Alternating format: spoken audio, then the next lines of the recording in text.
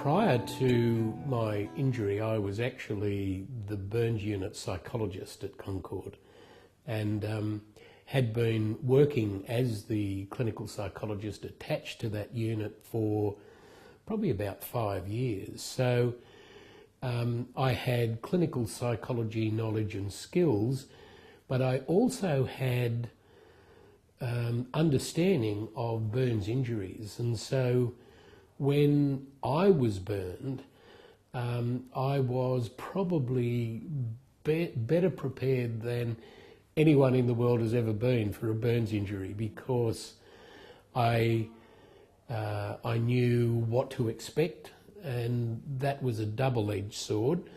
On the one hand, it was helpful to know what was ahead of me. On the other hand, it was pretty frightening to know what was ahead of me, and led me actually to wonder for a period of time whether I even wanted to survive. I ended up being burned because I have insulin-dependent diabetes, and I was moving from one work site to another, and my blood sugars dropped. I realised that and tried to, I pulled over off to the side of the road to get jelly beans out of the glove box to bring my sugars up. But I didn't get there, I passed out. A fire started under the car, and while I was unconscious, and the fire got in through the gear well, and then once the flames were inside the car, it then fed itself off the vinyl and plastic, and being fed by the air conditioning that was on. It was a December, so it was a hot day, and the air conditioning was blowing in and fanning the flames, and I woke up on fire. And I then tried to get out of the car, but my seatbelt buckle had melted and I couldn't actually get it undone. My hands were in the flames because they were coming this way, and they were in there trying to undo the seatbelt. And that's probably why my hands were so badly burned that the fingers had to be amputated. But yes, so I ended up being trapped for way too long in a burning car. I was lucky that an elderly gentleman saw what was going on, came round from the back of his house, saw it, got his wife to call the emergency services. That probably saved my life. Before my accident, I had a very active life. I was involved in a range of activities, and actually one of the challenges to me was how much my physical changes stopped me from being able to do anything that I wanted to, which is pretty much what I was doing prior to the accident. So the injuries and the disabilities that I ended up with severely curtailed what I was able to achieve and so forth. So there was a lot of frustration involved in what happened.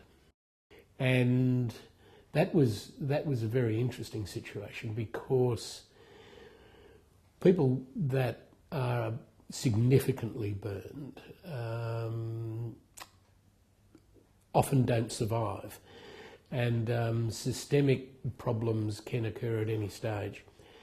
And I knew that I could just die, and I wondered if I should. But that was an interesting process, and as a clinical psychologist I was able to reflect on what I was doing, and I realised that if I was actually thinking about living or dying, I'd already made up my mind, so I might as well just get on with it. But being a clinical psychologist gave me skills to be able to handle it. It enabled me to be able to treat my own trauma, because in the burns unit, in the intensive care unit, I diagnosed myself as having acute stress disorder, knowing that untreated that could develop into chronic post-traumatic stress disorder. But I couldn't see, I couldn't hear, I couldn't speak, and I couldn't do therapy with anyone in the room but the guy in bed with me. So I realised that I had to treat myself. I learned a lot from doing that. First thing I learned was how not to do it. The second thing I learned was actually how to treat myself, and the fact that what I had been doing with burn victims previously was actually quite effective, and doing it on myself. So that was nice to know. But yes, I was prepared for dealing with the pain, the trauma, and the frustration, because I had lots of good skills, and that was very helpful. I also was blessed with a fairly calm personality and fantastic support.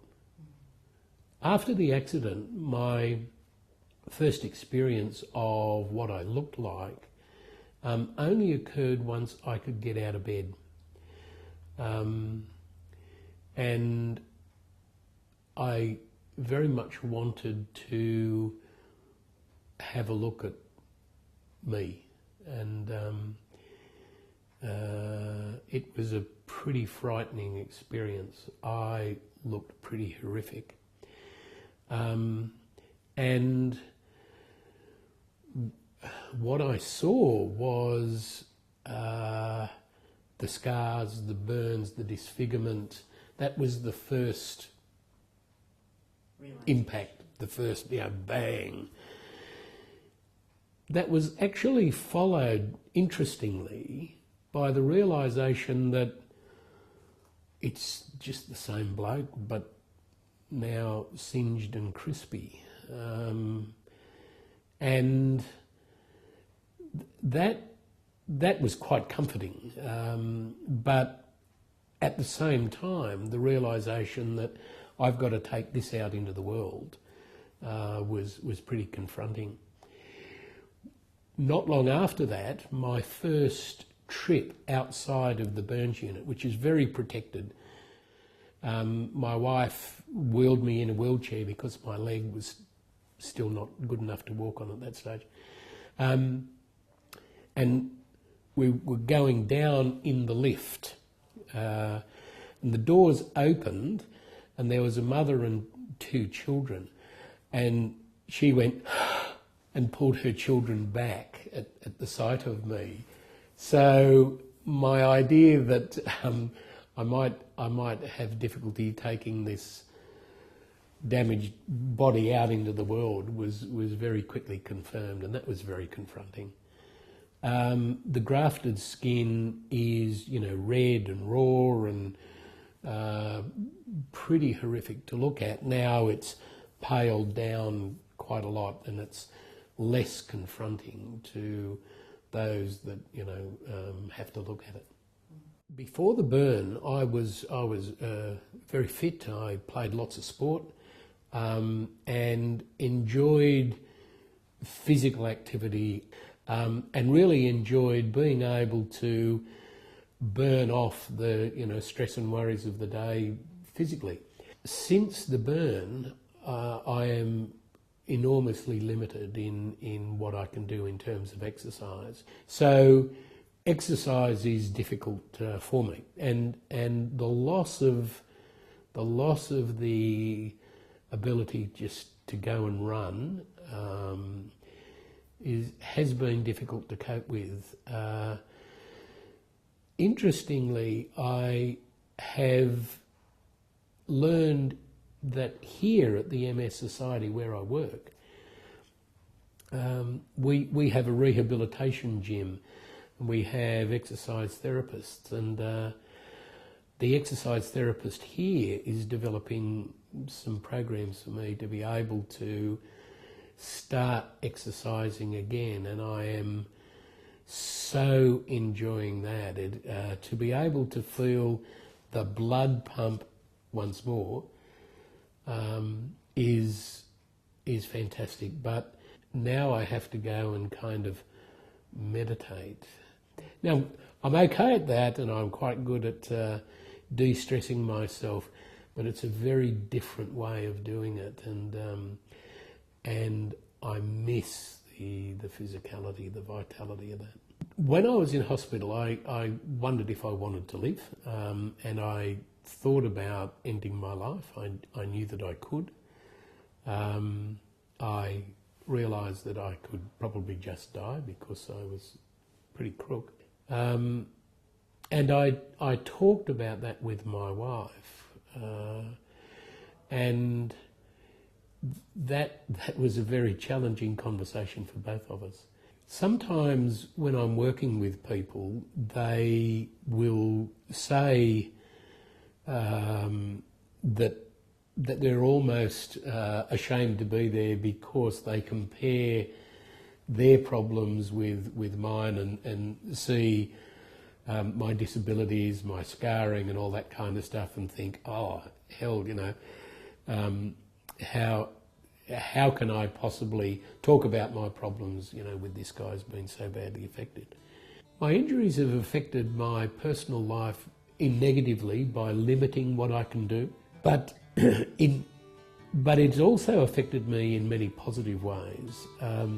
I'm a lot more patient now than I used to be. No matter how bad things are, they're only going to be that bad for a short period of time.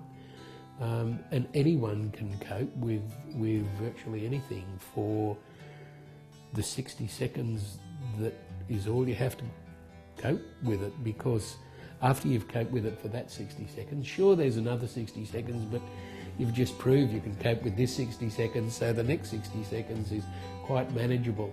And also, I've realised just how good life is. I have a great life.